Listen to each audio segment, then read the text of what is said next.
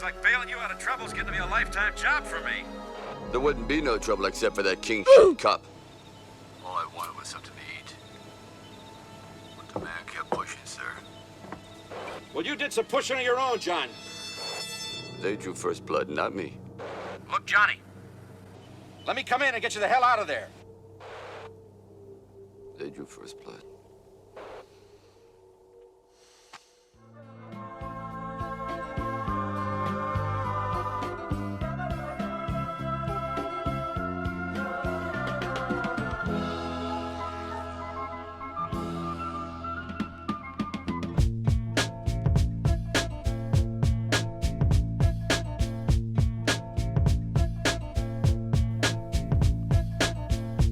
Welcome back, everybody, to the Film Bros Podcast. My name is Isaiah Lucas, and I am joined by my co-hosts. Abraham. And Nick. How you guys doing tonight? I'm all right. I'm cold. I'm doing good. Good. I'm glad to hear it. Yeah, it's we're continuing the winter vibe here. For once, it's I always think that the coldest month is December, and I'm wrong. No. So far, Yeah. it's been January going into February. It's freezing. I always forget that January and like February are part of like the winter season. Jeez. Because I always think like April. Oh yes, like I always picture like the New Year's coming. Yes, spring is coming. Spring is coming. Nope. Not for a while. No, Yeah. not for a while. I'm dumb. Not till like about March or April. Yeah. Surprises me. Yep. Every time. Yeah, and I can only imagine the main character that we follow in this Also movie freezing, dude. and how much he was freezing. Yeah. Dude. Running around in the what looks like the Northwest. Mm-hmm. In the middle of winter around Christmas time, because we see Christmas trees and lights all over the place. Would you consider this a Christmas movie? No.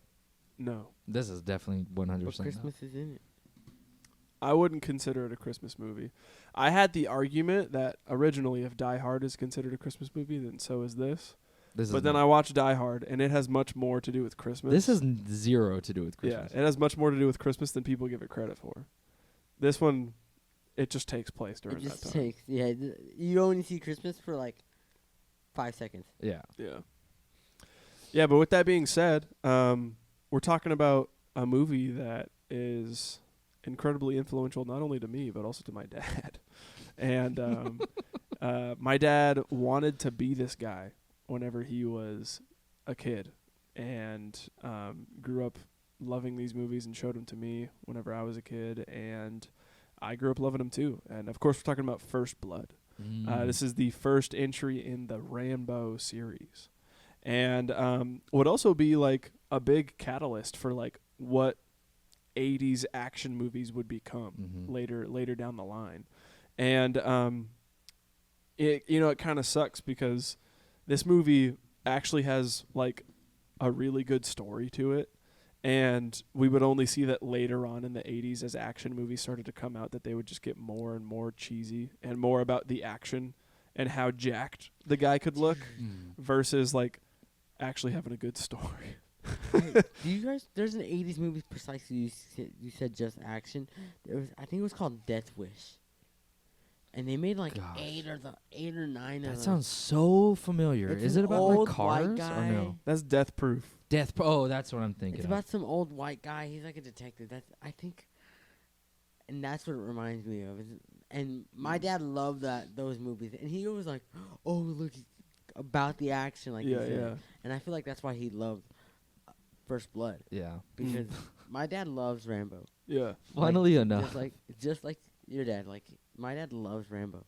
Yeah. And I they're- see it. They're good movies, man. And I remember not this rewatch, but the last time I rewatched it was a couple years ago on Christmas.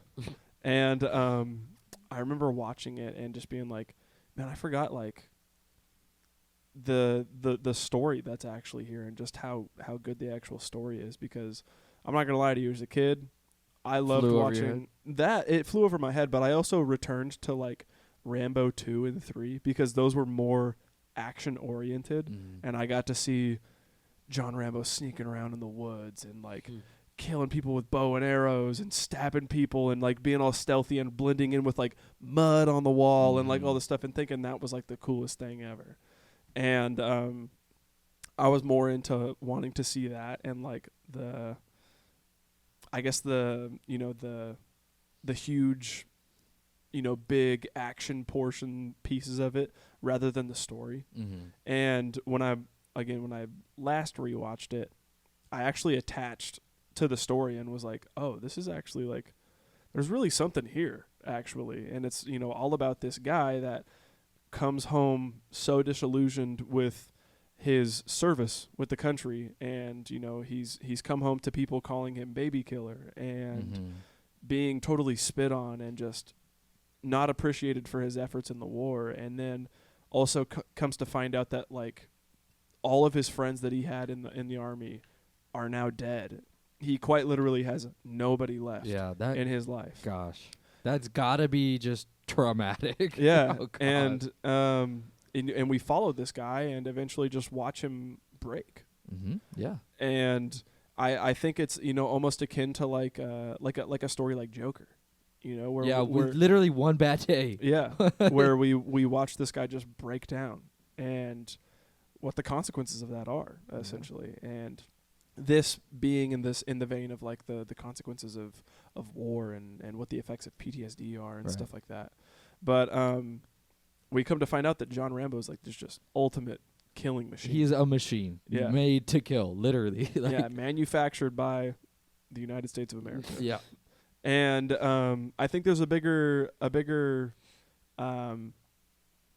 metaphor there. Yeah. And like how I also was thinking whenever I just recently rewatched this for the pod, I was thinking about how, in Vietnam we sent guys out who were these killing machines to this land, and to them they were being hunted on their own homeland, and now John Rambo is back in his homeland hunting people on their own homeland. So they're like almost getting a taste of what Vietnam was like for him.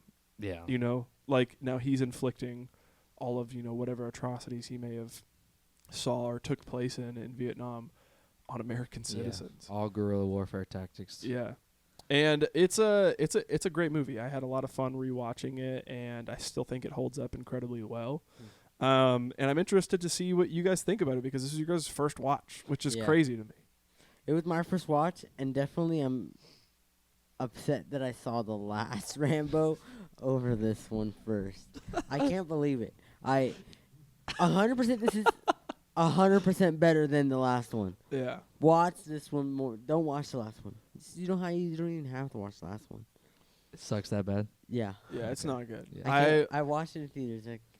I briefly talked about my experience with it last episode, and it just overall just couldn't. It honestly could not have been made, and we would be completely fine with like where the story is at with Rambo and where he leaves off in the fourth one and all that stuff. Like, but they just had to do one more and just sink it even further. And like that's the thing that sucks too. Is like I felt like the fourth one was like genuinely a good like call back to like what made Rambo, and like how it was never, even in this first movie, he doesn't kill anybody.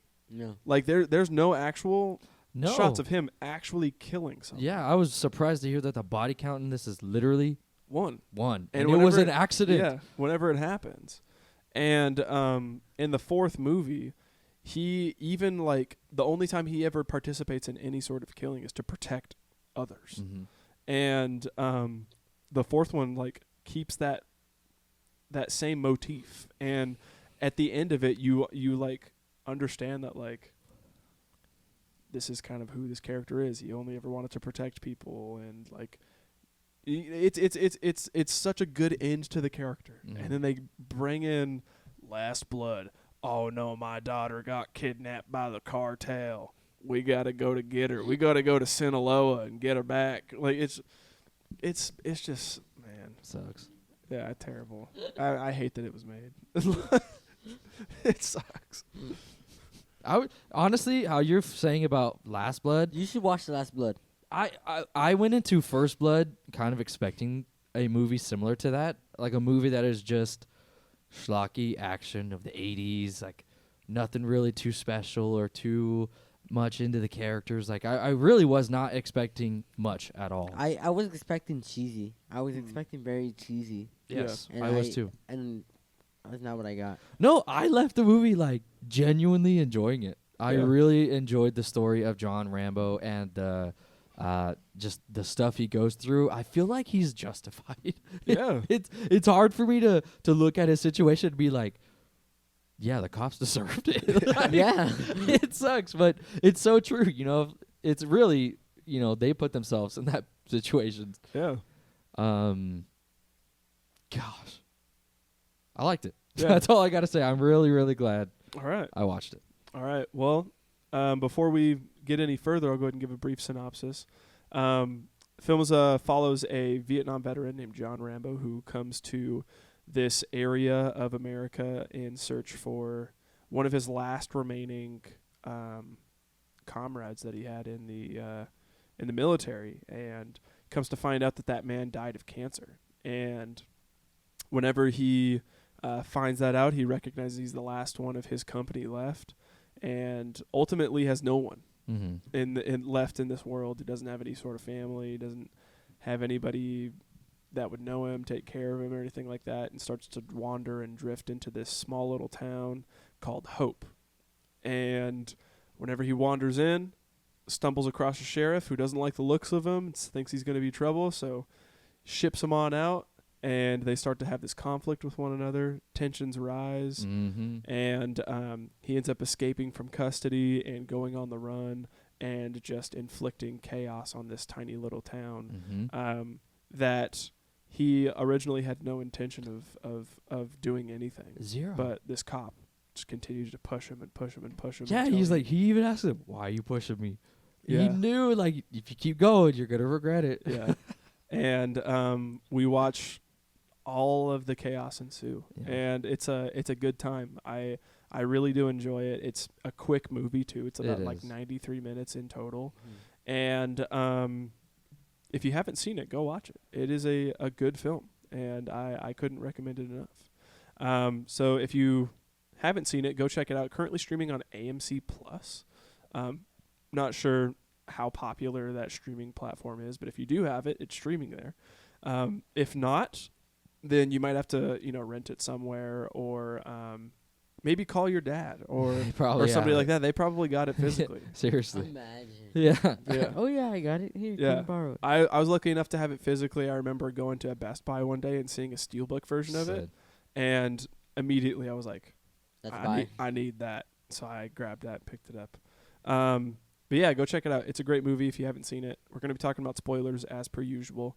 So if that is something that you want to avoid, pause the episode, come back, and tell us what you think. If you don't care about that sort of thing, continue listening. So, as always, we'll go ahead and start off with our first category being favorite scenes. And I'm going to start us off, if you guys don't mind here. But my first favorite scene is actually whenever he gets to the station. Okay, yeah, this is my favorite scene too. Yeah. Actually, the escaping part is my favorite. So Yeah. Yeah. So I can give a little context about how this all happens here. But as I mentioned previously, John Rambo is wandering into this small little town in search for his last remaining friend in the company that he had in Vietnam named Delmar Berry. And he comes to find out that Delmar passed away to cancer because of the Agent Orange that was being spread in Vietnam. And he had a ton of Agent Orange exposure. It gave him cancer, and he died because of it. down to the bone. And he soon recognizes that he's the last one alive of all of his company and wanders into this little town named Hope. And Looking for a bite to eat. Yep, across a sheriff who runs this little town and thinks that he's just the king of everything over here. And if we can paint the picture of this town, it's very like small, quaint, Quiet. quiet Like USA. Radiator you Springs. know? Like Yeah. that's how small it is. Yeah, it's a very small, quiet little town with mountains surrounding it, tall trees, snow, Yeah. very country feeling. You know, Mhm. it's very small town USA. Yeah. I think of like a Sonora, but smaller than Sonora. Yeah. For no reason. Yeah, and it's like you get the feeling it's a very tight knit community. Yeah. Everybody knows one another.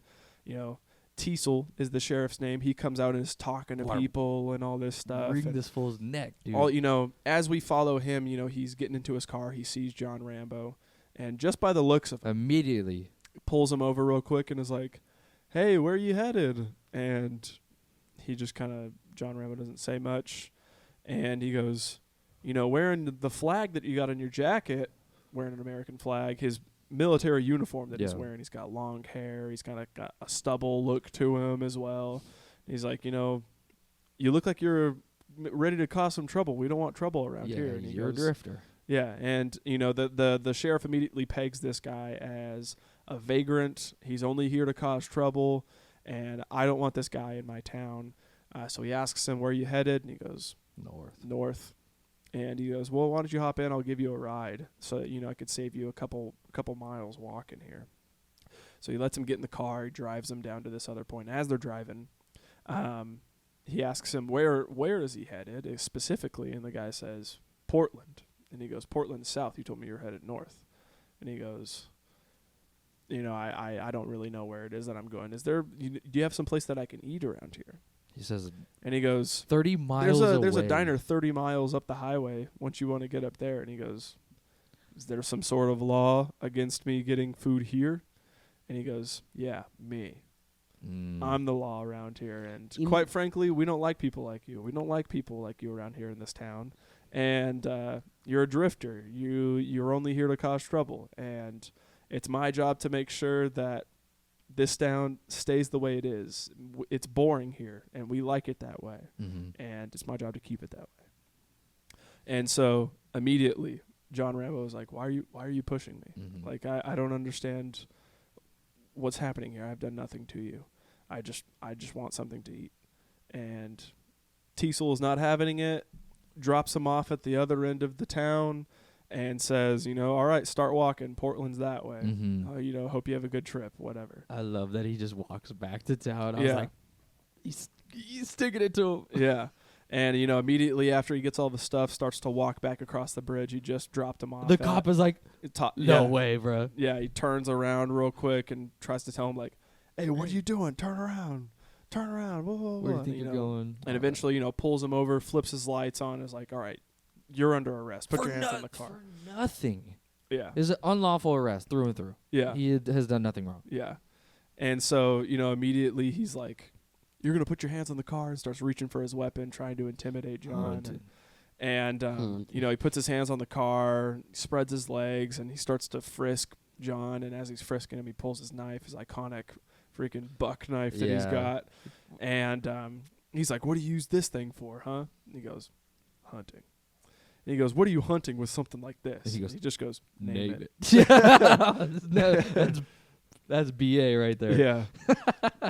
And eventually he starts arresting him for these bogus claims of like vagrancy, carrying a concealed weapon, and all this other stuff. And, you know, handcuffs him, puts him in the back of the car, and drives him to the sheriff's station. And this is where my favorite scene starts, where we get shown like kind of the whole layout of this whole sheriff's station, which will become pretty pivotal to the movie. And you know, we recognize, you know, he brings him in, all of the people around the area, all the deputies and people working in the sheriff's office are looking at him being like, "Oh, where'd you get this guy? Oh, he stinks. Oh, he looks like he needs a shower." Ooh, you know, and all this stuff, kind of degrading him. And as all of this is happening, they're trying to book him and do all of this stuff, get fingerprints, and John is just not cooperating. Not cooperating at all. Yeah, not wanting to do what he's told, just making the cops' jobs harder. Yeah. And he's doing it. I feel like it's justified. He is. He is. There's no reason he needs to be here. Yeah. 100%. Because one of the things was vagrancy, which just means he's homeless. He's not homeless. He's just going through the town. Yeah. Like, I mean, he kind of is homeless because he doesn't have no place to go. But Right. Yeah, but if they don't know someone's just that. passing through the town, you can't arrest somebody just No. for walking No. through. If you can tell me the law that John Rambo broke to become imprisoned, Yeah. I'm here waiting. Yeah. Hold on. Can you carry a knife of that length? Is that legal? No, I not don't know. really. Maybe at the time. Why is it not legal? I think it though? depends on the state too, because like I know in California you can't carry a knife that's like bigger Bigger than than the your palm of palm. your hand. Really? Yeah. Even for like, don't you have to have a knife for like fishing? Well, yeah, but then you would have your fishing license and stuff like Yeah. that on Oh, you can't just have a hunting knife on you? you. No. I don't think so. Interesting. Okay, that's the one I broke. When I watch you pull out a hunting knife right now. I was like, wait, I can't have to pull it out. Funny thing though, my dad would always come and just give me random stuff. Like one year, he brought me a crossbow for no reason. Like for Turned my you into birthday. Daryl Dixon, I dude. know, but he gave me not the exact replica, but a knife very similar to like to John Rambo's knife. Mm. And it was one of those ones where you can unscrew the It's got bottom. the compass. It's got the compass on the thing. It's got the flashlight, Yeah. or not the flashlight, the matches Yeah. and the sewing kit and all that. I was Yeah. like, why do I have this? Why do I need this? I guess it was illegal. That's funny. I But guess it was illegal. but yeah, we watched John, being defiant to these cops, and honestly, the entire time I'm watching it, I'm like, dude, I would feel like doing the same thing, because Yeah. if I'm like knowing that I'm here for no actual good reason, like I'm gonna make your job hard. Mhm. Like it's just gonna be the natural lay of the land there. But as he's going through some of the process, he starts to get these like Vietnam flashbacks, and it specifically starts where he like sees the bars in one of the windows, and it cuts to a it's so flashback sick. where he's like in a hole looking up, and there's just bamboo bars all over the place. He's in this hole, strapped to something, and they're pouring stuff all over him and all this Yeah. stuff, and then it cuts back. And this is like the first inkling that we get that like, oh, this guy has some sort of PTSD. Yeah, You he's know, kind of like getting back to that mode of being a POW. yeah. in And Vietnam. yeah, exactly. And I think that the movie is so smart in showing us like Yeah. what it is that happens to him, and showing like just how shell shocked he still really is. Like when he Exactly. sees stuff like that, he just kind of goes into this like trance and doesn't really know how to Know break what to out of do. it or know what to do or Yeah. anything. And I even love at the end of the movie whenever he has this whole monologue. He says like, sometimes I wake up and I don't even know where I am. Mm-hmm. Like, and it's Could be days, could be weeks. yeah, I'm like, and it's really good. But eventually, we get to the point where he comes across this other cop or deputy named Galt. He's the guy with the mustache, and he is such he's a piece freaking of garbage, jerk, dude. I want only the worst for him. Like anytime he's on screen, I'm like, this guy's a jerk. He's I a piece hate of crap. him. He is a piece of crap. And like just because John Rambo's making their job hard, he's like, all right, I'm gonna break you, Yeah. essentially. And he, like, doesn't he kick him or he hits him with his baton? or yeah, whatever? they put him in some holding cell, and they make him take off his clothes to take him to the shower area and The all this stuff to hose. hose him down. And as he's taking off his shirt, they see all these like scars on his back and his chest and everything. And one of the deputies is like, dude, we gotta tell Somebody Teasel about this, dude. This is insane. Look at Yeah. this guy. And he's like, we don't got to do nothing. We just got to get him ready for the shower. And, walks up there and, like, smacks him in the back. Yeah. Like, makes him drop to his knees. Well, yeah, 'cause he goes, we're supposed to clean him. Yeah. And, And then he says, right boss as- said clean him up. And then, yeah, he busts him up. Yeah. And then he goes, clean Let's him. clean him up. Ugh, give him another Like, kick. Ugh. Then they throw him into this, like, area where they start dousing him with a fire hose. Yeah, that's So I can only imagine That's just how gotta much hurt, pressure, dude. dude. it's brutal. I mean, for no reason. Yeah. And, like, strip him naked, start spraying them all down and all this stuff. And then they go to tell him, don't forget to get him behind the ears. Which I could only imagine that's bobbing your head. Yeah. Yeah, and they're doing this all with the intent of like preparing him for his court appearance, because John Rambo is just in no state to appear before a judge. So they want to shave him, they want to clean him, and all this stuff. And so after he gets showered and all of this, they bring him in to shave him, to clean him up. I love this. And scene. this is like one of my favorite parts. of It's this so entire sick when he's sequence. like, you see the shaver come out and he's just like, yeah. I or love even it. like when they hold him back and you see him on like in prison, Yeah, hanging up like this, being cut. Yeah. One of the scars we see. yeah, It's so cool. yeah, and I love specifically like when they're showing like the close-up shots of the razor. Yeah. and you hear the guy being like, "All right, don't move. I don't want you to cut your own throat.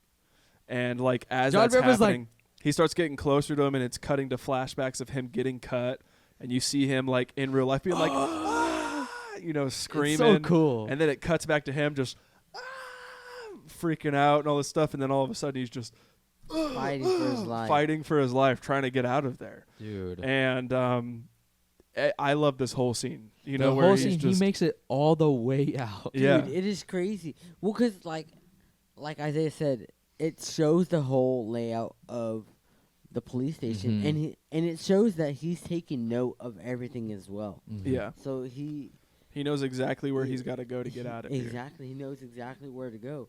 So his only mindset, and we don't know exactly his background yet. Like we just know he True. is Yeah. a military person. That's all we know at this point. Mhm. And This is when we start to see he's a real freaking. he's a- a BA. Yeah. He starts to kick some butt, and he's there to escape. Like nothing less. He didn't do anything wrong, and he knows it, and he's gonna get out of it. Mhm. Yeah. And One of my favorite parts of that whole sequence is whenever he kicks that dude in the nuts. The guy that's about to shave him, he kicks him in the nuts, and the guy just goes, "Oh!"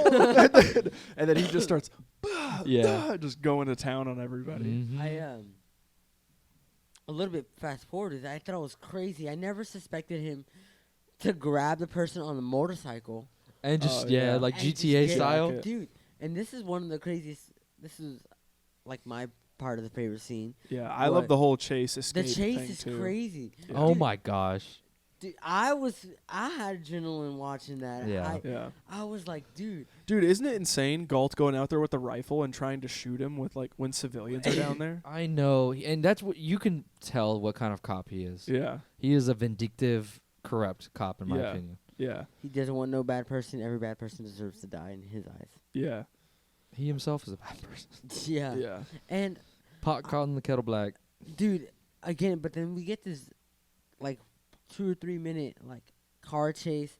One, I think this car chase is crazy because this car is fast as heck, and maybe it's just because the motorcycle's slow or something. Hmm. But this cop car can haul butt. Yeah. Yeah, bruh. I can.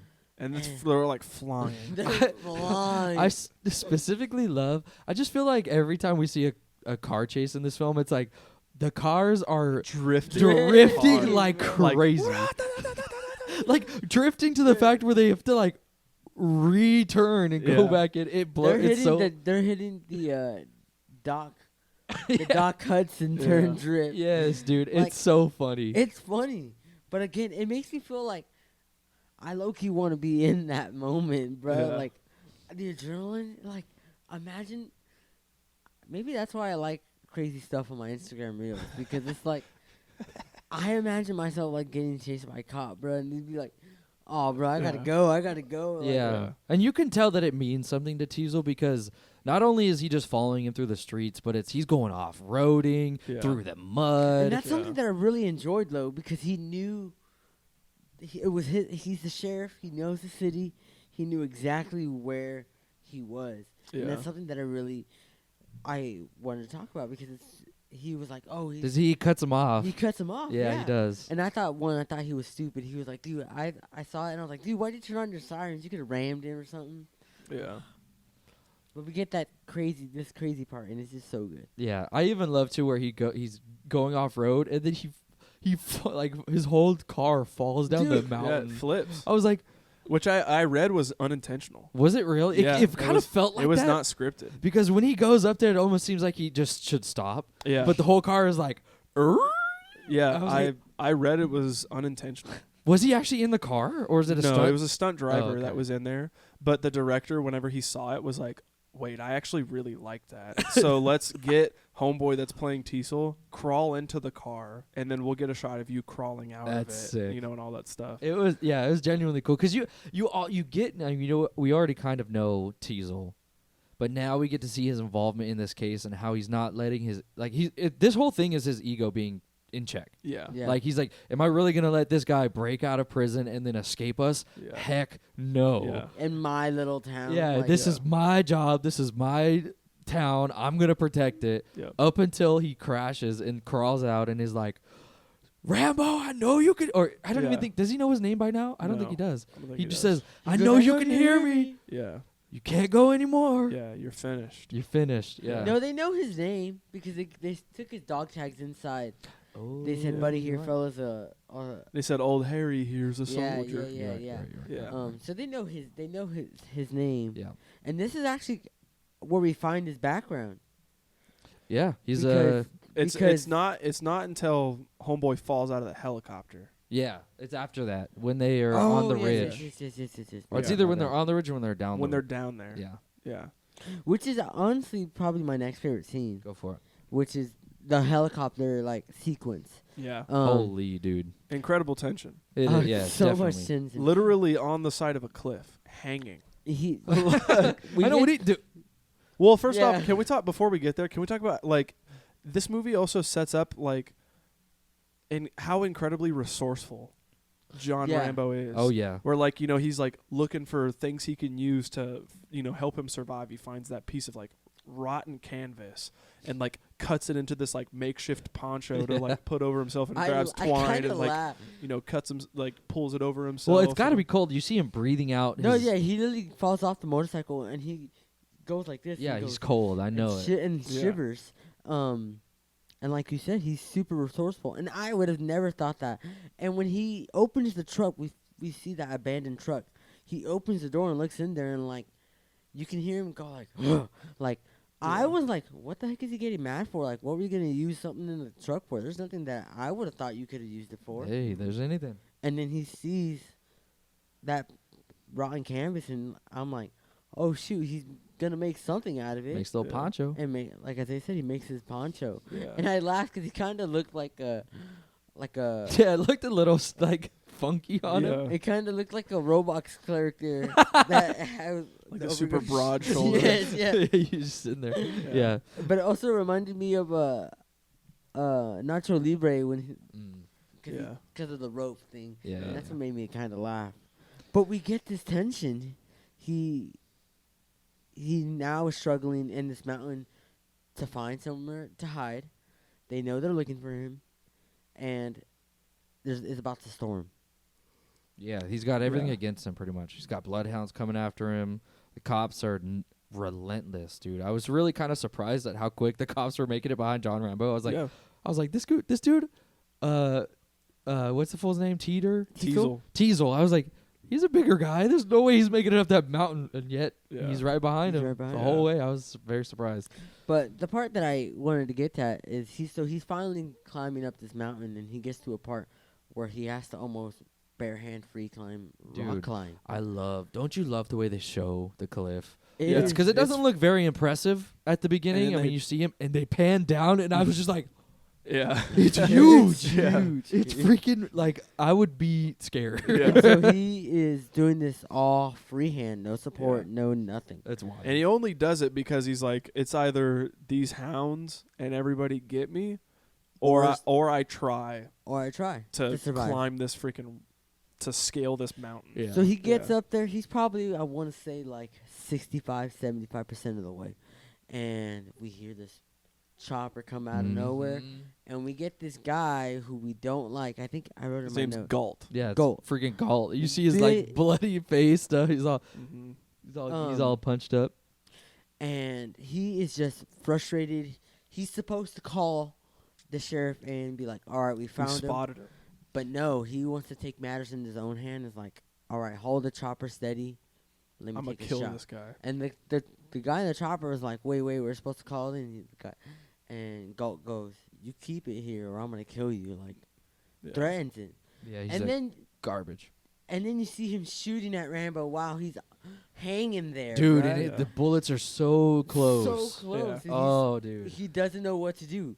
Like, what do you do? You're He's- getting shot at. I feel like from he's the sitting whole- there because he's not moving. I feel like he's calculated because he's looking down. He sees water over here. He sees He's trees thinking of over his here, and next he's like, move. I bet you he's like, okay, if I push off here, I can make it in the water. I can swim that way. Or if I go, like, you know what I mean? He's like He's me. calculating it all out. Yeah. He's me thinking when I'm on the big mountain of Minecraft, if I can make it in the water spot It's that's like- on the Yeah. very bottom. Yeah. That's what he's thinking. When Yeah, I was surprised because you see the water. Yeah. And my immediate thought, in every single movie, when you're on a cliff and there's water below, you jump in and you escape. Yeah. So that's what my thought was, thinking, it was going to happen. But no, it doesn't. And then you finally see the helicopter actually get like a very, very close shot to him. And it comes down to be like, all right, he needs to make something move. Yeah, and you just see him fly like a bird. Yeah. He just leaps. Yeah. And I still don't know what he's jumping on. Is he going to jump on the tree or in the waters? Yeah, I think We he was don't going for know. the tree branches to break his fall, but And he goes for the tree branches, and I'm just like, bro, what are you Yeah. doing? he That's gets, so he gets high. freaking jacked up Yeah. too. I had read too that so obviously Sylvester Stallone didn't do the actual jump into the tree. They had another stuntman do that. But the last cut that he gets, like where he's actually falling and then he like hangs up on the tree. Yeah, and he's like, oh, That's actually Sylvester Stallone that He's does getting that. hurt. And he like actually broke a rib. Yeah. Really? During that I scene. saw that. And so whenever he like falls on the ground and it is like, like he's genuinely crying in pain. Oh, like, gee. yeah. And That's wild. so then we see this again. Behind He the falls tree. down. He gets behind this tree. The chopper comes down. And they're looking for him to find his bottom, and he's just hiding behind this big old pine tree or forest tree. And finally, we get something that I never thought of was he grabs a rock and he throws it and hits the chopper just to distract them. Like, as rightfully so, I think we're rooting for him. Yeah. He gets it, and the Scares him. scares the chopper and not bucks the guy out of the helicopter. And he just goes, He just goes, Yeah. which I think is crazy because I didn't think he was gonna die. Mm. Especially not like this. I didn't think somebody was gonna fall out of the chopper. no, Yeah. me neither. And all you hear is, you actually Yeah. hear like like they make it like sound like a body hits the rocks, Yeah. and John goes and looks and goes, oh shoot, and then he picks up the body and it shows like a bloody face. Yeah. And you're And like, it's even crazier too where like they get the steam like coming off of his body. Like Yeah. showing how hot like he was and now he's like lying on this cold rock and you just see like steam coming off of his fresh body. It's crazy. And then in my thinking, I think Sylvester Stallone or John's character right here, he's looking at him, he's like, shoot, like I didn't want this to happen. I'm sorry. He didn't. And then you hear more deputies and the sheriff, and he rushes and takes the gun and the jacket because he's cold, Yeah. and goes and runs and hides, and then he leaves to Yeah, he leaves and that's when we see that the sheriff, Teasel, and all the other deputies see that guy's dead and they're thinking he John got him. killed him. yeah. And he comes out and tries to do a surrender type Yeah, thing he and is said- I like, love this. I didn't do anything. I don't want anyone hurt anymore. But I didn't do anything. Mm-hmm. And they're sitting there saying like, you better stay right there, and all this stuff. And he goes, but again, like I didn't do anything. I don't want any more hurt. Mm-hmm. And they keep yelling at him, and eventually until they like start to fire at him. And he fakes an injury and starts to run off. And then I feel like he's so smart in doing this, thinking like, okay, if they actually shoot at me and I fake an injury, they're going to think I'm wounded. Yeah. And they're going to have their guard down just a little bit more. And this is where we get into my next favorite scene here. This is got to be my favorite scene throughout the entire movie. It isn't. The search through the storm. Yeah. It is it's just- insane. It's incredible. I love it. It feels like a Predator style. Yeah. It feels it kind of feels like Apocalypto too, a little bit. When he's at the very end and he's kind of like he's got every single disadvantage, but he's the smartest guy in that forest and Yeah. he's setting traps. Grabs the frogs. Yeah, I'm thinking of that scene. No, but John Rambo, I love one of my favorite quotes of all time is that guy saying, "It's time for hunting," and the guy goes, "Hunting? We ain't. We're not hunting him. He's hunting us. He's hunting us." And I was like, Because you don't see John Rambo. You see the dogs coming in. You see them, shooting at this thing. They think it's the dog. Dude, tell me that's not the smartest thing ever. Yeah, that little, he makes like a little, He makes scarecrow. a scarecrow out of it. And I love that you can only see it through the crack of the lightning, and it's like lighting it up. It looks so sick. And you hear the dogs whimpering in pain. Yeah. It is just And now we know his background. He is a Green Beret. Yeah. a he's Green Beret Mhm. from the Vietnam War. Mhm. And they trained him. Yeah. Immediately after they hear that, they're like, those guys are the baddest of the bad. Mhm. Like, Like, what did we get ourselves into? Yeah. Like, let's get state. The deputy literally said, forget about it. Like, Mhm. let's just get the state police to take care of him. Like, we're Yeah. too small for this. yeah. And they're literally, like, pooping their pants, being like, yeah. But Tiesel's pride and ego is too far gone for him to be like, I'm not giving this up. We're getting this guy. Stupid. His Yeah. pride is his downfall. Yeah. Definitely. Seriously. Yeah, and we did just the sequence of scenes here of watching these guys slowly get taken out one by one. You see one guy about to shoot Rambo. He moves, freaking has a friendly fire with one guy. Yep. He's like, "Oh, I think I got him. I think I got him." He runs down. He's got like he runs into a trap that's all of these like spikes that he was carving out. Yeah. Gets him in his legs. Mhm. He's like, "Oh, well, help me." Yeah. So he's getting wrecked. All kinds of mayhem is happening here. Yeah. I even think of like the small one whenever I think of the ginger cop when like John has all this like foliage like on his back Yeah. like camoed and he's just laying there and he starts to walk over and he just grabs his knife and just in his leg and then dude. like runs the other way and starts taking out other cops. And like I think one of the things I love so much about this scene is that everyone one by one is getting takeout until it's Teasel left. Yes, yeah, and, I really and the like only that. thing that he can hear is just, "Well, help me!" Like I can only imagine what's going on in his mind is like, what is happening We right are now? dying. Like everyone is dying right now. Literally. And then he had someone right behind him, and he goes, hey, what? And looks behind him, and nobody's with him anymore. Yeah. Yeah. And that's when he realizes, like, oh, shoot, like, I've done messed up.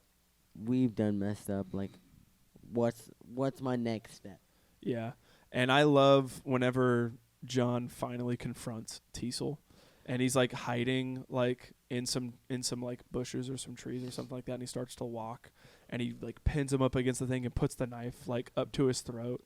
I love it. Yeah. I think this scene is so critical too because it doesn't show that Rambo is this out for blood killer who is incapable of human experience and all that. Like he's this genuine guy. He literally tells him, I could have killed you and your men. Yep. I literally saved your life, and all you need to do is drop this. Yeah. Let it go, and it will be done. Yeah.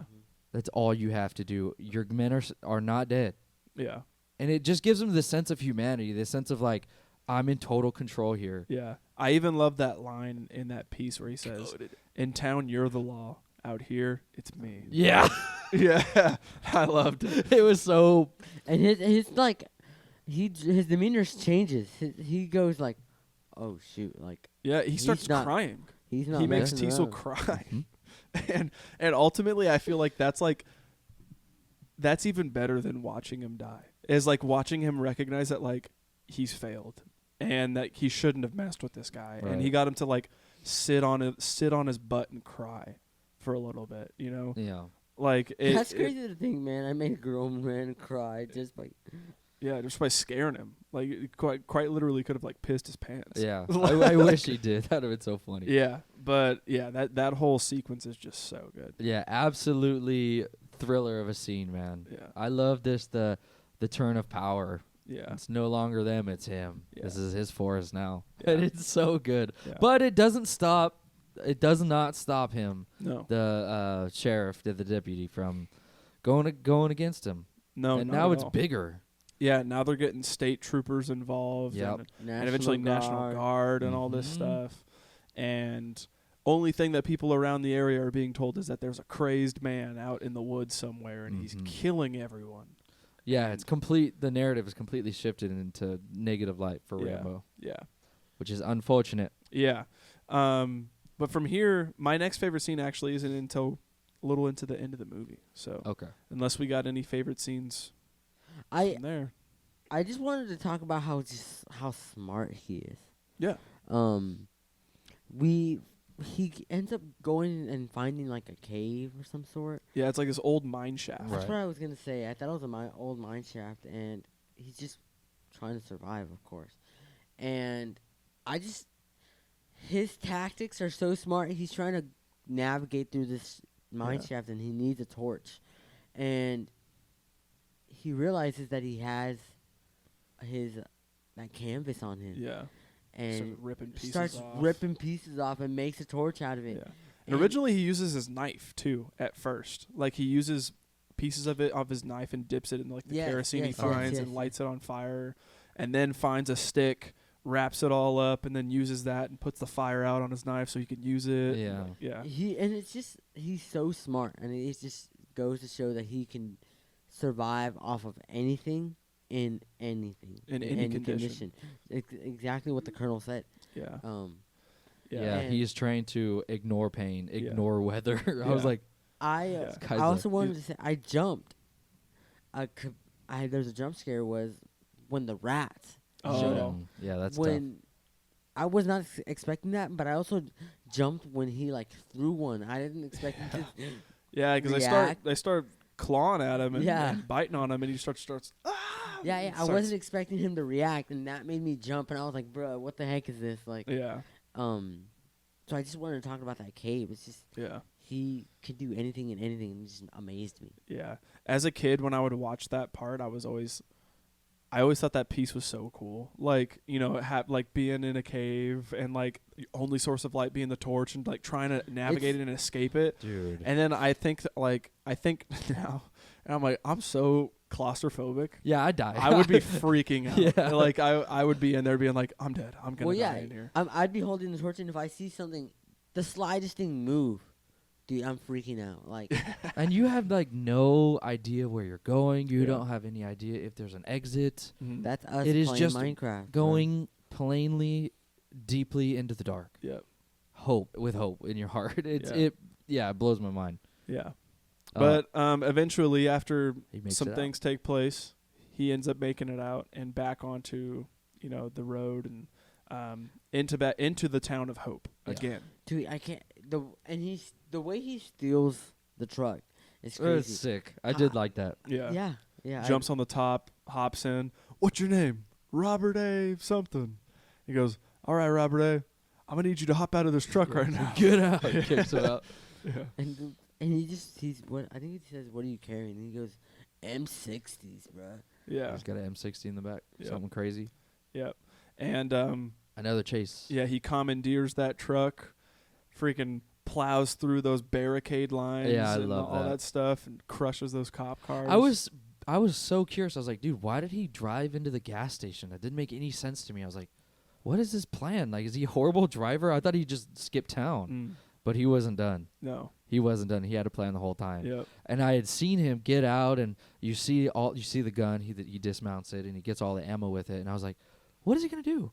And then he freaking lights the thing. I was like, oh, this is his plan. He's got more in charge. Yeah, he's got more up his sleeve. Yeah. And just the explosion of the gas station was crazy. Yeah. And I think it's the sheriff's fault, because the sheriff said, we like this boring town, and he was like, I'm gonna show you boring? I'll show you boring. Yeah. And he definitely created a boring night for them. Yeah, seriously. Yeah. I love just watching him wreak havoc on this town, and this whole sequence is like my last favorite scene. Yeah. How could it not be? Yes. It's sweet. And also we've talked a little bit about how resourceful John is, and also just how smart he is. But you know, he's wanting Teasel to get the idea that he could be anywhere at any time, like almost like he's like omnipotent, and I am the shadows, and it almost like feels that way in a sense, because you know he's running to all these different areas of town and creating these little distractions, so Teasel never really knows where he is. Yeah. And you know, there's all these explosions happening in the gas station, and these cars going up in flames and exploding, and then while that's happening, here's John shooting transformers out and making all of the power go down on like a certain side of the town, and then running to another side of the town, shooting the transformers out there, then going to like this sporting goods store. Dude, it was so sick. And like pouring gunpowder and putting all the bullets in one area and then setting it on fire and just having all the ammo and all the reserves potentially just gone and vanished, like just causing all these distractions.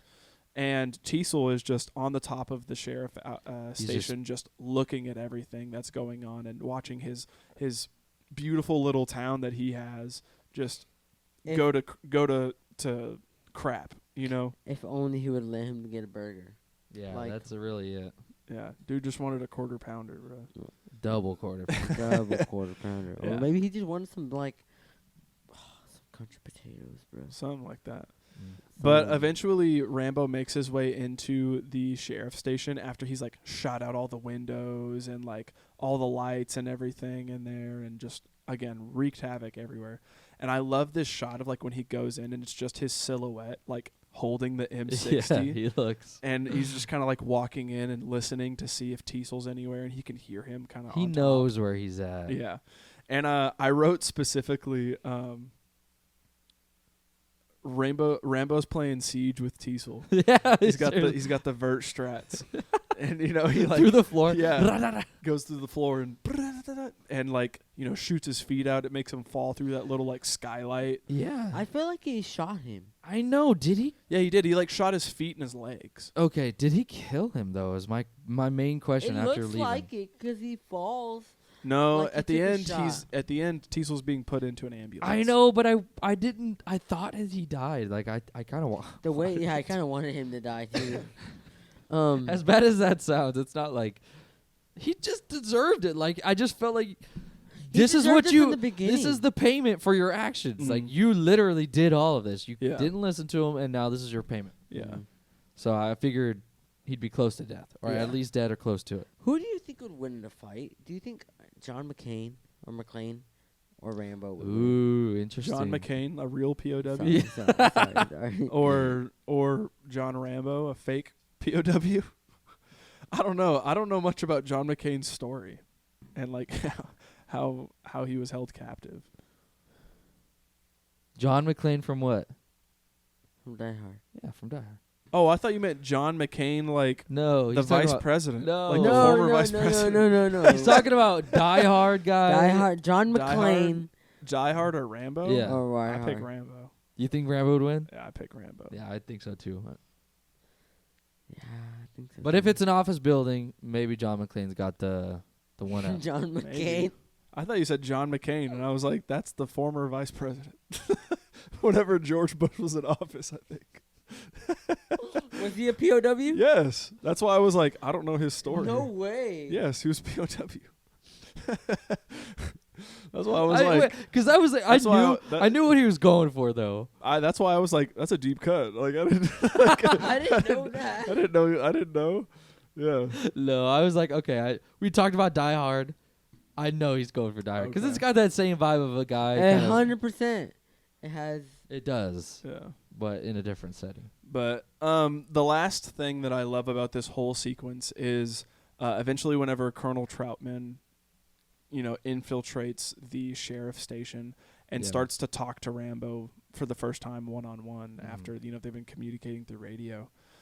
And Troutman starts trying to talk Rambo down and starts saying, like, what are you going to get out of this? Like, where is this all leading to? You don't know what it is that you're doing. You don't know what your next step is. We've got to stop this. This is done. And Sylvester Stallone, I mean, he kills it here. he man. really, like, pulls out the acting chops here. And, like, Yeah. he goes on this incredible monologue and he just starts, you know, nothing is over. They started this, you know. Freaking And throws his gun. He's like, I can't and- do anything. yeah, and like I think there's something so incredibly sad about, like, again, the treatment of these Vietnam veterans and just how they felt. And he starts saying, like, you know, back there in the field, I could operate $1 million equipment and do all of these insane things, and back here in my home, I can't even hold a job parking cars. Mm-hmm. And like starts to freak out. And as he's freaking out, you know, he drops to his knees and sits down, and he starts having this moment where he starts, again, he's like spilling his guts to Colonel Troutman, and he's like, Yeah, did you spilling know? his guts about his friend spilling his guts. Yeah, and he's like, did you know, like, I'm the last one alive? Like, out of all of my friends are dead. I don't have anybody to go home to. I've watched my friends be killed in the line of duty. Yeah. And he starts going on about how his kid friend with the shoe shine box. yeah, dude. and he starts going on about how his friend, he really loved this 58 Chevy that he had, and he dreamt about being able to go home and drive it one day. And him and Rambo were, they were out in Vietnam one day, and they were with one another, and the kid comes up to him and starts saying, oh, shine your shoes, shine. And so, I said, yeah.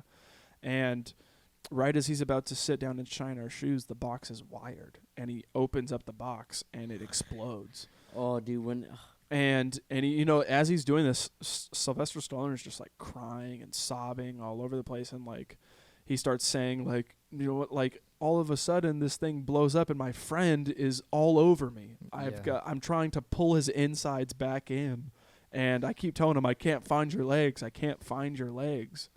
And I don't know what I'm supposed to do in this scenario. I think about this. It happened 7 years ago, and I think about it every night. It won't leave my mind. It won't leave. I wake up sometimes, I don't know where I am. Like, and we get to really see just how much trauma this guy has from everything that he's seen, and it's just all come out at this point in time. And I think Sylvester Stallone just really kills it here. Yeah, he does. Yeah. And I think even his commanding officer, whoever that guy was, noticed. He notices. He sees him, and then like he slowly kneels down to him, and Rambo hugs him. Yeah. Like, I feel like that's like the only source of connection he's had for all these years he's been away. Yeah. And I think it's a really powerful way to end this movie. You could do it the dumb way of him shooting his way out and going on the run. Or you could do the way where he dies. But this way of him being emotionally vulnerable, I think, is just so much more rewarding. And then you see him, accepting reality and being walked out. Yeah. But, everyone's looking at him, and you see him he's composed now, but, it's almost like he knows. And it just seemed so rewarding to me. I really like this ending for John Rambo. Yeah. I know it's not his end, but to me it is. I've never seen the rest of them. Yeah. So. But yeah, that's about it for favorite scenes here, unless we got anything we missed. I don't think so. No, it's a short but intensely sweet movie. All right, then let's talk about best quotes. All right. We ain't hunting him. He's hunting us. That's a coded one. Yeah. I had that one. I also had down his kind of little spiel that he tells Teasel. On the radio. Yeah. And dude, when he said it, I was like, I paused it. I was like, I gotta type that. They drew first blood, not me. Not me. Yeah. They drew first blood. Yeah. I also love whenever Colonel Troutman comes in for the first time, and his first words on the scene were, "God didn't make Rambo, I made him." and then he starts going on a little spiel again about who he is and all this stuff, and then they're like, "What did you come to do here? Like, why are you even here?" And Colonel Troutman says, "I didn't come here to rescue Rambo from you. I came here to rescue you from him." Yeah. That's so freaking We'll be powerful. extra. He goes to say, "We'll try to be extra careful." It reminds me of that who Rorschach is from The Watchmen? Yeah. Have you seen that scene where he's in prison? Yeah. And he like throws the hot oil. The guy, he's like, "I'm not stuck in here with you. You're stuck in here with me." Yeah. It just reminds me of that, like, I'm the one who's in charge here. Don't forget it. Yeah. That's sick. I have the Teasel quote where he says, "Are you telling me that 200 of our men against your boy is a no-win situation for us?" He goes, "You send that man, don't forget one thing." Teasel says what? And he says, "A good supply of body bags." I was like, Yeah. oh, jeez. Yeah. It's great. Anything else? Honestly, just those couple of iconic ones I wrote down, and that was about it for me. Yeah, same here. All right. If that's it for the best quotes, then let's move into bruh moments. Yeah, I have some wild ones and some funny ones. The first one that caught me off guard is from the sheriff. He is leaving in the very beginning. He is leaving the police station, saying hi to everybody, telling everybody good morning. He knows everybody. Again, it's this small town. Everybody knows everybody. And you see this guy who's in a work outfit walking by, and the sheriff goes, "Good morning," and the guy goes, "Good morning" back. And then under the breath of the sheriff, he goes, "You're gonna take a shower sometime." And I'm just like, bruh, like, it looks like he's working. Leave the man alone. Yeah. He's just roasting him without even just roasting him. without even giving him a chance. Yeah, I just put the cop being awful. That's all really what I put. And then my next one is, I literally, my exact words is the sheriff sucks a word because I hate it. I hate him because He's just a bad guy. he Yeah. pulls up and sees John Rambo and was like, "What are you doing here?" Yeah. And I'm like, "Bro, you Yeah. remind me of like the Excuse- Karen who is like of people who You are don't like, belong here. yeah, Wait, like, this is a private neighborhood. no, I'm gonna be honest.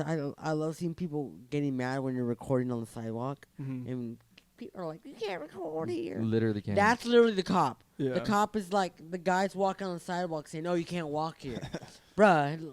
Leave me alone." That's Yeah. how I feel like this is. And the bro moment for me was he goes, "Get in. I'll help you out." Did he have a choice? Yeah, it seemed like he didn't. It really did. Like, it was almost a power play. Like, hey, get in. Yeah. Get in, I'll take you around. Like, why did he have to get in? I feel like what if- would have happened if he said no? If he had said no, I feel like it He would have would've been escalated. like, yeah. immediately. He would have probably just been like, all right, you're under arrest. Yeah. We're taking you in. Because I was like, It almost felt like there's nothing but a yes. Yep. And if there's not, we're going to have trouble. Yeah. yeah, like I was like, I feel like you should have said no. Like, man, if you didn't get in the car, Would have happened earlier. Yeah. Yeah, I was blown away by them being hosed off scene. That Mhm. it's just demoralizing Yeah. to see John Rambo butt naked getting yeah, for real. like a fire hose just onto his body. Yeah, it's tough to see. Yeah, definitely. Anything else for bro moments? jumping off the mountain, of course. Yeah, into Yeah. the tree. Dude, I cringed whenever I saw him sewing his cut shut. Yeah. Mhm. I was like, you see the blood like leaking out. It looked real. Yeah. I was like, geez, that thing's gushing. Yeah. I laughed because why are these cops putting hat protectors on their freaking Because felt it's hat? raining. You don't want to ruin the felt. They're literally about to. What? Gotta stay dripped. That's True. crazy. Yeah, Like, true. why are they worried about some hats when you got someone who escaped jail, Yeah. who has the potential to kill someone? You're worried about some hats. Yeah. Hey, they gotta look trippy. Yeah, true. The last one I had is them RPGing the Yeah, mine the mine shaft. I always hated that guy going, bullseye! Whenever he freaking blows it up. Yeah, Yeah. that was wild to me. The last Yeah. one for me was the rats. Again, Mm. those things are huge, bro. Yeah, they were for sure. Yeah. I put a bro moment down where he freaking yeets him. That's what I'm does. Where he saying. grabs it and looks at it and goes, ah! And like he eats it into the water. I was just like, oh shoot. This is real life rat. Yeah, well, not that one that he threw. Oh, it wasn't No, real. I thought it no. was the real life. I wish it was. No. That's so funny. Yeah, I was scrolling through because I wanted to see if there was anything after the credits, and I like fast forwarded through.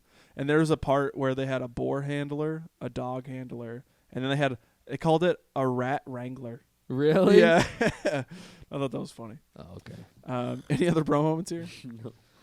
Okay. Well, if that's it, then let's move into facts with the bros. Yeah. Budget. For the budget. To make this movie, it was an estimated $15 million. Opening weekend, it made $6.6 million, which was, I just want to say the date real quick, which was October 24th, 1982. Mm. To make $6.6 million at In a 1982, Yeah. I think it's kind of wild. Gross for U.S. and Canada is $47.2 million, and gross worldwide is $125.2 million. Yeah, no freaking wonder they made more. Yeah, not A a quarter of $1 billion they've made. Not in a flop. 1982, it's In the crazy. slightest. Holy. Yeah. Yeah, I had so I totally forgot to mention the writers and director of this film whenever we introduced Oh, it. true. Yeah. But the movie was written by the screenplay, I should say, was written by Michael Kozoll, William Sackheim, and Sylvester Stallone, and it was also directed by Ted Kotcheff. But this movie was originally based on a book of the same name I did not know that. by David Morrell. And I actually read this book whenever I was in high school. And I remember whenever I found out that it was a novel after I had watched it however much so many times, I never noticed. And my dad, he got me the novel and I read it. And there are there are huge differences in the book and there are little ones. And I'll hit you guys with a couple little ones. Like, in the book, Rambo goes into town and he's in town living under a bridge for a couple of days before he gets arrested. Okay. And he like tries to sneak around his way in town because he has an encounter with the sheriff beforehand, and tries to sneak around town to get food without the sheriff ever seeing him. And then eventually the sheriff catches him. They bring him into the station, and he stays in the station for a couple of days in the holding cells there before he actually escapes. Oh, wow. And whenever he does escape in the book, it's as he's being washed and hosed down, and he escapes the station butt naked and runs into the woods and like goes on his escape butt naked before he eventually finds clothing from these hunters and all this stuff, and gets a rifle from these hunters as well, and actually in the book starts killing all the cops. Mm-hmm. I had seen that was a major difference, was he kills them all. Right. And right. in the movie, literally, the only death is an accidental one. Yeah. Another big difference in the book that the movie doesn't hit on at all, which I kind of wish it did. In the book, Teasel actually, we come to find out, he's also a decorated war veteran. And he, excuse me, Teasel actually was a war veteran in the Korean War. And he got decorated with Purple Hearts and Silver Stars and all this stuff. And one of Teasel's main motivating operations for why he's so hell-bent on getting John Rambo is that he feels like his efforts in protecting his country and serving the country and being in the war and all that stuff were never remembered either. And, you know, the Korean War is largely remembered as the forgotten war. Mm-hmm. And, you know, he kind of feels like Rambo's almost getting more credit than he is in being a veteran, even though Vietnam was like widely hailed as like a war that we shouldn't have participated in. And that's like another one of Teasel's big motivating operations for like trying to get Rambo, is because he almost feels like he's getting some sort of valor that he didn't get. Interesting. You know? Yeah, in the movie, it's either not there or insanely subtle. Yeah. I didn't get any of that in the movie, and I think it might have fleshed out his character a little bit more. Yeah. In the movie, they show little hints of it. Like whenever he sits down in his desk, you can see his medals behind him. And you can see the Purple Heart and the Silver Star, but it's very subtle, like in the background. Yeah, I never would have caught that. Yeah. Very interesting. Another really interesting difference between the book is the ending. Ending's different? Yes. Major difference? Yes. Ooh. In the ending of the book, Troutman, let me say this first. Teasel dies. He kills Teasel. Well, yeah. If he's killing everyone else, Teasel. Yeah, he kills Teasel in the end. But then, if I'm not mistaken, I want to get this right, Troutman is the one that ends up killing Rambo. So Rambo dies? Yes. What? Rambo dies, and Troutman he kills him almost like out of mercy. Oh, interesting. He does like a mercy kill. Oh, it makes sense. Like you go through, he's spills his guts, and he's almost in he's in this never-ending cycle of depression and pain. Right. And it almost does kind of seem like a cry for, please end it. Yes. Like help me end it. Yeah. So that's wild. Yeah, that's the ending of the book. Wow, that is completely different. Yeah, and there was actually an alternative ending that was filmed for this movie. It was filmed. You can go look this alternative ending up on YouTube. It is incredibly darker than the book. Than the book, and then in the ending that we got here. Oh wow. And I almost wish that they used this ending because I feel like it would have pushed home the narrative of like the effects of PTSD and just how much it is on this guy's mental. Right. But the alternative ending was filmed where Rambo takes a gun and he puts it in Troutman's hands while pointing at himself, saying that he'd rather be dead than face prison and continue to face all the traumas that he's encountered throughout his time. And Troutman hesitates to do it, and whenever he hesitates, Rambo pulls the gun from his hand and kills himself. Oh, jeez. Yeah.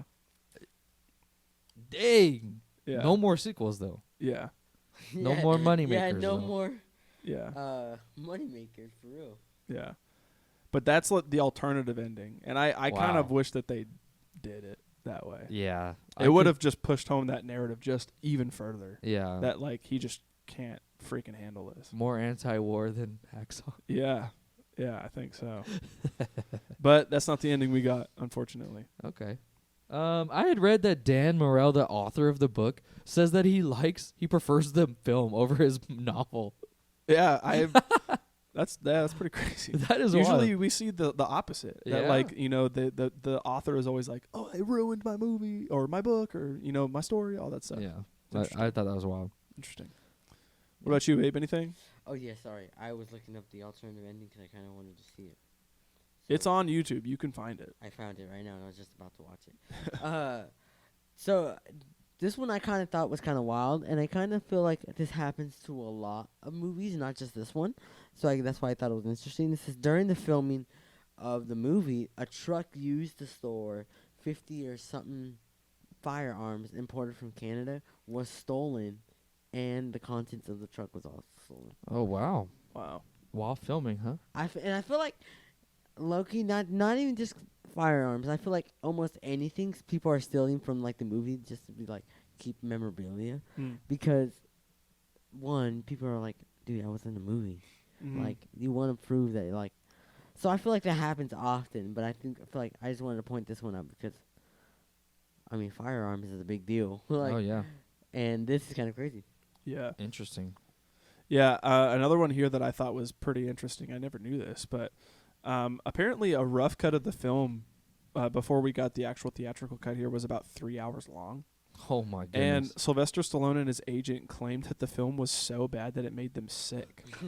And so Stallone was in fear that the film would eventually kill his career as an actor, and he attempted to buy all of the footage just to destroy it. And when he found out that he couldn't do that, he suggested that the producers cut a ton of his parts out, and that they let the rest of the characters tell the story. And after heavy edits, the film was then cut down to the 93 minutes that we got here.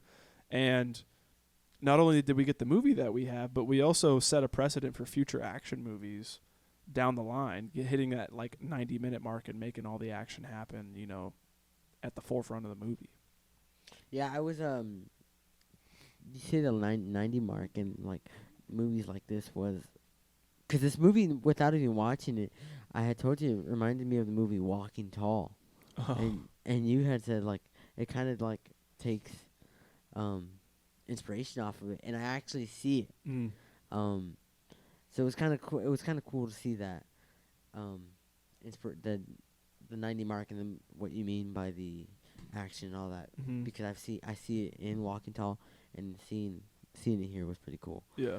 One that I thought was kind of wild was apparently Sylvester Stallone was accused of dodging the draft for the actual Vietnam War because he moved abroad during the filming of this film.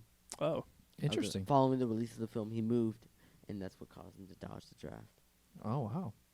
Yeah. Interesting. At the age of 26. Or, Interesting. excuse me, no. I Yeah. was surprised to hear that the studio had a lot of hesitation when it came to the final Rambo scene breakdown. And Stallone actually, he goes on to say that he fought tooth and nail for this scene, noting that he felt the soldiers were going through similar pushback and society needed their story told. The stories that he actually rants on about are real stories, Yeah. which I thought were absolutely brutal. Yeah. Yeah, seriously. Another thing that I read is apparently in the DVD commentary version of the film, Sylvester Stallone compares Rambo to the monster of Dr. Frankenstein. Oh, just something that's man-made. And Yeah, and he considers Colonel Troutman as the doctor. Oh. And he says in the respect that Rambo is like a war machine monster that was created by America to do its bidding. But then whenever it escapes and runs amok, chaos ensues, but then he also wants to fit into the society that constantly shuns him. and keeps him at bay. Mm. And Colonel Troutman basically was instrumental in making Rambo into what he is, and then feels remorse for how he turned out and does what he can to try to make things right in the end. Which I thought was like really incredible insight from him. Yeah, that is cool. I have here, this is the only Rambo film which John Rambo does not use a bow and arrow. Yeah. Yep. I did not know that. Yeah, they I've always become- pictured Rambo as a Yeah. Yeah. bow and arrow They type. become pretty integral in the other movies, that's for sure. Yeah. Anything else here? No, the last one that I have was, and kind of you had talked about it a little bit, was there was 3 writers for this movie. So there was 26 drafts of the script before Sylvester Stallone finally wrote the final one. Yeah, So it's it blew my mind that I had to go through 26 drafts before Sylvester Stallone solidified the final one. Yeah, the last one that I have are a couple casting what ifs. And I want you guys to tell me if you think any of these guys could work here. Let's hear it. For, I'm guessing for Rambo himself. Yes, this is Okay. for Rambo. Jeff Bridges, Robert De Niro, Michael Douglas, Paul Newman, Nick Nolte, Michael Douglas. Ryan O'Neal, and John Travolta were all considered for the part of Rambo. And even Al Pacino was considered for Rambo as well. You know who would have been good for Rambo? Josh Brolin. He was a kid at the time. Yeah, I he think. was. I think. He's in, if you look in Goonies. But Al Pacino was the last guy to be considered for Rambo, but he eventually turned it down because Al Pacino wanted Rambo to be more of a madman than he already was. And the studio said no and didn't want to go with that idea, so he eventually turned the role down. He said, I'm going to do it myself Yeah. and be the maddest of men. Yeah, and then Sylvester Stallone came in and took the role and now has become iconic Yeah. because of it. Mm-hmm. Definitely. Yeah. Any other facts here? Nope, that's it for me. Yeah, me as well. All right. If that's it for the facts, then let's move into what didn't work. What didn't work? I want to the only thing that I was kind of confused on the time difference between. I just feel like the cops were moving quick. Like, it's not that it doesn't work for me. I just was like, holy crap, these cops are just teleporting around. Like, John Rambo is going up the mountain, and they are like, oh, he's getting away. Let's call for the dogs. And then immediately the dogs They're are there. there. And then they're like right on his tail when I feel like Rambo could have gotten. I just feel like all of those people, you know, the more people you add to a search like that, the more cumbersome it is. And they're not as fit and as functional as Rambo, and yet they are on his tail. I was like, how is this happening? And then, not only are they right on his tail the entire time with all the dogs and all the people, you know, he makes it down this cliff that is massive. And this is where I'm confused on how much time has passed, because they see him there, and then the next, like, they see Rambo, he says, like, hey, I don't want to hurt anyone, and then he leaves. And then the next scene, they're like down the cliff. I was like, how'd they get down there so fast? You know what I mean? I was just thinking to myself, these cops be teleporting everywhere. They were just quick. Everything was moving. And it's not like a big issue because it's the 80s. I didn't really care. But I was just thinking to myself, these cops are crazy. Oh, okay. They're moving at Mach 2 to catch this guy. And it would not. That's the only action they get. I That's know. Something happens in that town, everybody has to go. Like, They got this stuff just at a moment's notice. yeah. Helicopters, guns, police, dogs ready. Yeah. I was laughing. Um, Everyone's in the best shape of their life, too. For real. One thing that I kind of like, there was just some parts of precisely the Colonel's acting. He would say like something, and it would be like he'd be like force acting. Like, I'm trying to think of the lines that he said. But We're talking about Teasel?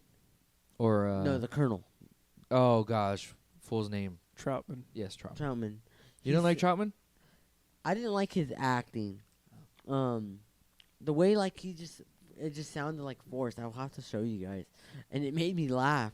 And it was when he was like saying like I made him, and it was when he first got to the tent. And there was just parts where I noticed were just like for me, it's just some of the acting in the movie was just not it. And because it made me chuckle. But that's about it. That was all. Like, I enjoyed this movie. Yeah.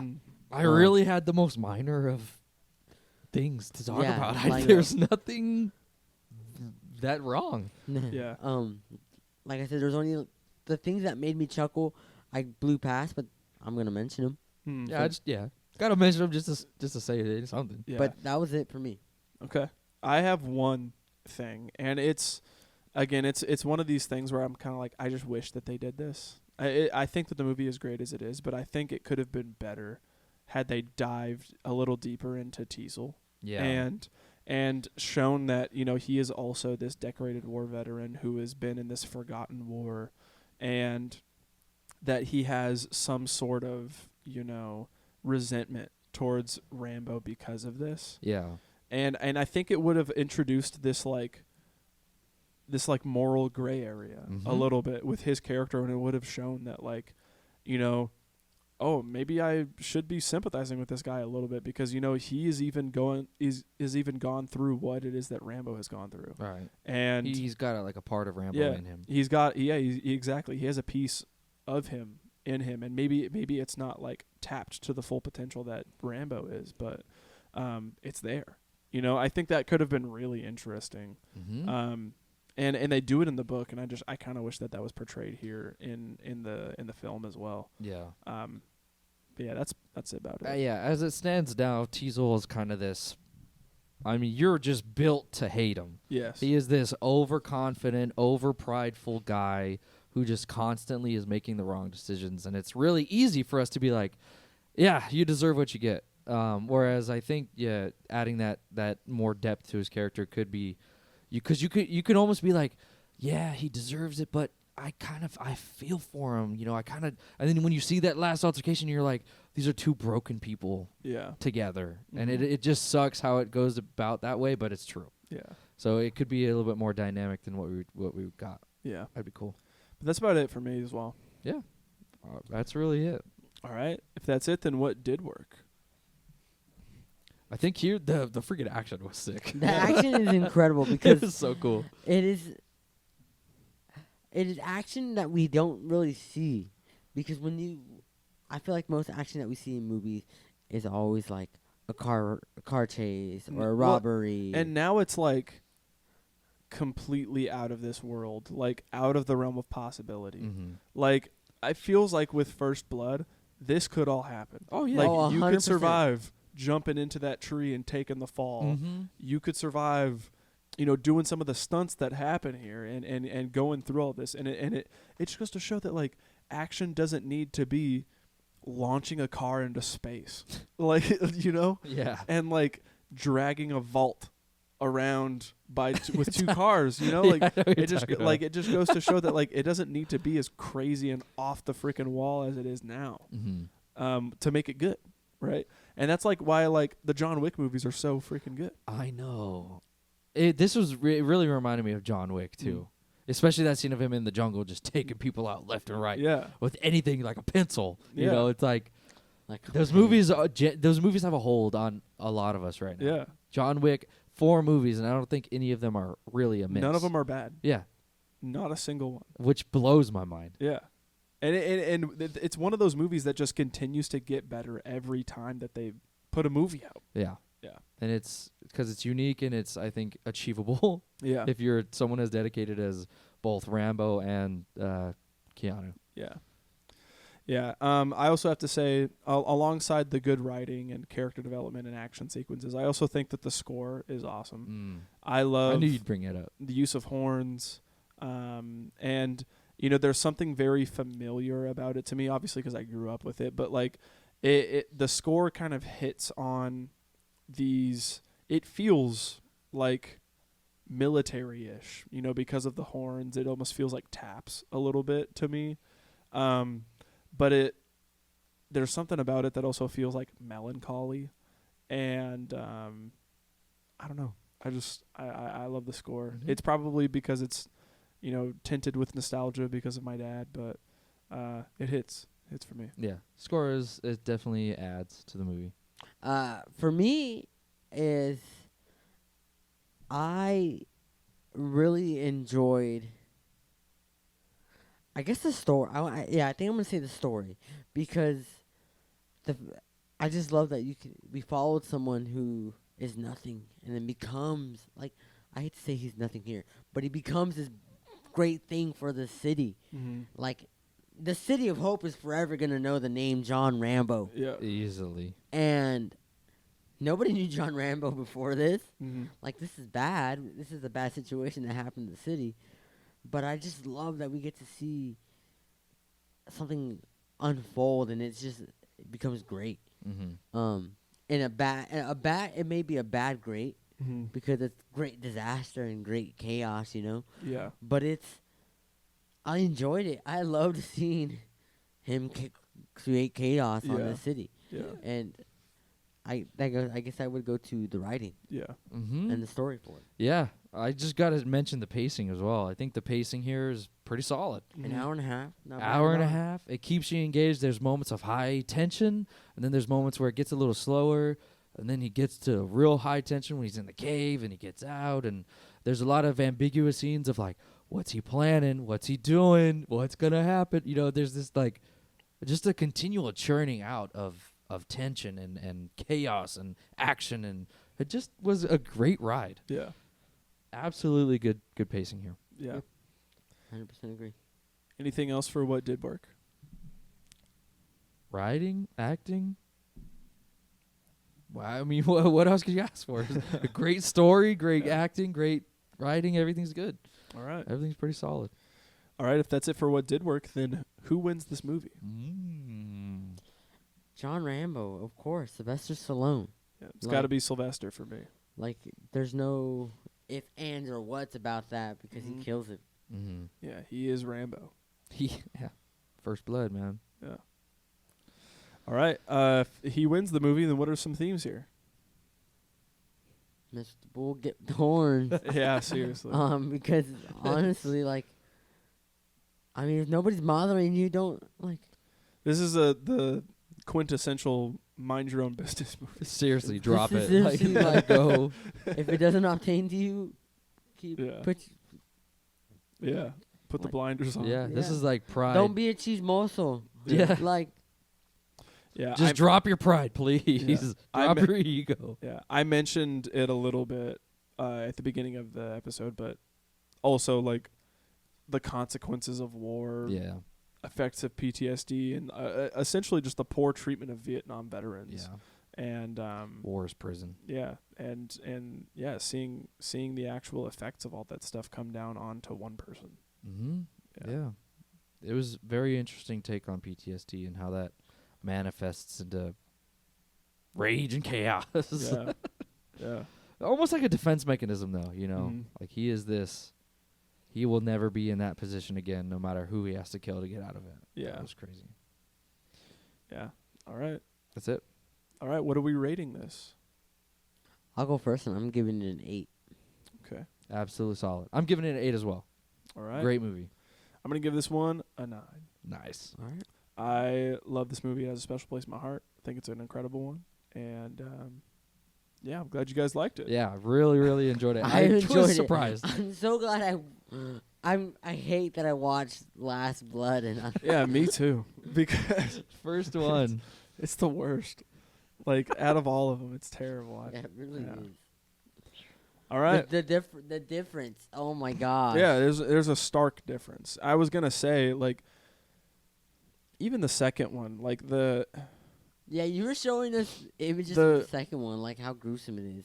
no, that's the fourth. The fourth one. Right. The second one, I mean, it takes this incredibly dramatic tone shift where now Rambo is just this like awesome action hero, and like as a kid, I loved that. Like the part 2 like holds a special place in my heart, just because like I got to see John Rambo like stalking around and killing people with the knives and the bow and arrow and all this stuff, like, and he's in the jungle, saving POWs and shooting helicopters out of the sky with explosive tipped arrows and all this stuff. Like, as a kid, I was like, this is freaking It sick. It reminds me of Far Cry. Yeah, it's so cool. But the first movie takes this like incredibly anti-war stance and takes this like war is hell, and this is what happens whenever people come back from war, and the second movie comes around and it just like almost completely glorifies it. Really? Yeah, like it comes around and it's like, oh yeah, remember all of the trauma that this character just went through, and like how he was only acting on this because of what was happening to him. Like it was all like a PTSD episode, and he was just reacting because of what happened. Part 2 comes around, and it's like, okay, he's got through all of his trauma. Now he's just a freaking BA, and he can just mess stuff up because he can, you know, and it becomes solely like an action movie, and yeah, it just takes this incredibly different shift where it's you know, the first movie's about this flawed, broken character that, you know, has nothing and ends the movie with nothing. And then the second one comes around and it's like, oh yeah, he's cool. He's a freaking hero, you know. I don't know. It just takes this incredibly different shift to with all the other movies. Fair. So. That's fair. So if you go in to watch the other ones after watching this one, know that going in, because unfortunately they do drop off. So, At least you recognize it. yeah. They're all good. Yeah, that's true. Yeah. All right. Well, with that being said, it's the end of the episode. So if you stuck all the way to the end, we appreciate you. If you're watching on YouTube, why don't you leave us a like, hit the subscribe button, and also leave a comment. Let us know what you're thinking. If you're listening to us on the audio platforms, then hit the rate button and leave us a review. It really does help out. It lets us know what you guys are thinking. And we are open to all sorts of criticisms, whether that be good or bad. We want to make the show the best that it can possibly be. So let us know what you're thinking. It really does help us out. If you're wanting to contact us on a different sort of platform and you don't want to post on such a public platform, then you can hit our episode descriptions, hit us up on Instagram, follow us on Letterboxd, or email us and let us know what you're thinking through there as well. But as always, we're going to reveal the next pick for next week, which is going to be Nick's pick. It's my pick. We're talking about the movie Talk to Me. All right. I brought this up plenty of times before. It was in one of my top, I think 5 or 6 movies I've seen this year. Incredible horror movie. You know, it doesn't. It's great. I'm just gonna say it's. I enjoy it. I know you guys haven't seen it. It's good. Excited. I'm excited to watch a scary movie. Yeah, I'm excited too, because you've talked a lot about how Talk to Me is kind of like an unconventional horror story, and it's different in, I forget the exact word that you described it as, but it's kind of in the same vein of like Hereditary, where it's not your typical horror movie. Right. It has a different approach to horror or a different take on it, and it presents itself in a different way, like Hereditary does. And that's got me interested. Yeah, I'm excited. It's definitely unique. I will say that. It does have some of those scary, I don't know how to put that. It's not like the most tropish of movies, but I guess we'll talk to it when we get to the movie. Okay. It's good, though. No, it's unique. It really surprised me when I watched it. I saw it in theaters. Came out, I think, this year. I guess in our area. In our area. So came out. I watched it in theaters. Had a really great time. Okay. And I'm very excited to talk about it. I know it's not streaming anywhere, which is unfortunate, but okay. I own it physically. It is out on DVD. I suggest you buy it. I think it's a good one, and it's a good way to support these people. All right. I know they're putting out a second one. Really? Yeah. Same universe? I know that Talk to Me 2 got confirmed. Oh, interesting. So, very interesting. not sure where it's going to go from there. I haven't seen it, so it's going to be my first time watching it, and I'm excited. So, tune in next week to hear what we have to say about Talk to Me. As always, this has been the Film Bros Podcast. Thank you, and good night. Good night. Good night.